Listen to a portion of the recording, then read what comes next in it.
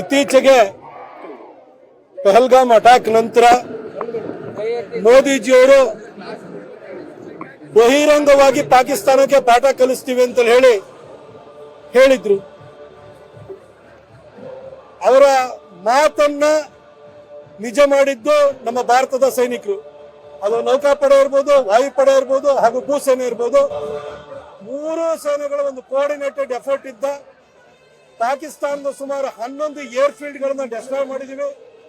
ಅವರ nuclear installation ಏನಿತ್ತು ಅಲ್ಲೂ ಕೂಡ ಎಂಟ್ರಿ ಎಕ್ಸಿಟ್ ಗಳಿಗೂ ಕೂಡ ಬ್ಲಾಕ್ ಮಾಡೋ ರೀತಿಯಲ್ಲಿ ಬ್ರಹ್ಮೋಸ್ ಮಿಸೈಲ್ ನ ಲಾಂಚ್ ಮಾಡಲಾಗಿದೆ. ಪಾಕಿಸ್ತಾನವೇ ಕೆಟ್ಟು ಮಾಡಿಕೊಂಡು ಕದನ ವಿರಾಮಕ್ಕೆ ಬರುವಂತ ಪರಿಸ್ಥಿತಿಯನ್ನ ನಮ್ಮ ಸೈನಿಕರು ಸೃಷ್ಟಿ ಮಾಡಿದ್ದಾರೆ. ನಮ್ಮ ಮೋದಿಯವರ ಮಾತನ್ನ ಸಾಕಾರ ಮಾಡಿದ್ದಾರೆ.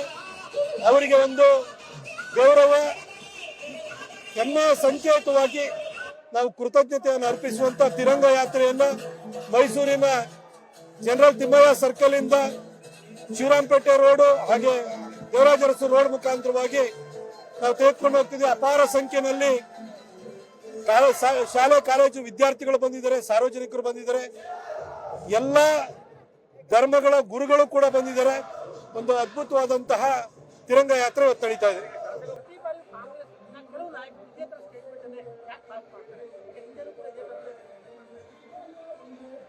2008ರಲ್ಲಿ ಮುಂಬೈ ಅಟ್ಯಾಕ್ ಆಯ್ತು. ಆವತ್ತು ಪಾಕಿಸ್ತಾನದ ವಿರುದ್ಧ ಒಂದು ಹುಲ್ ಕಡ್ಡಿನೂ ಎತ್ತಕ್ಕಾಗ್ಲಿಲ್ಲ. ಆದ್ರೆ ಕಾಂಗ್ರೆಸ್ನವರು ಯಾವುದೇ ಒಂದು ಯುದ್ಧ ಆಗ್ಲಿ ಏನೇ ಆಗ್ಲಿ ಒಂದು ಯಶಸ್ಸು ಸಿಕ್ಲಿ ಅದು ಬಂದಾಗ ಫಸ್ಟ್ ನಿರಾಕರಿಸುವಂತ ಕೆಲಸನ ಇವರೇ ಮಾಡ್ತಾರೆ.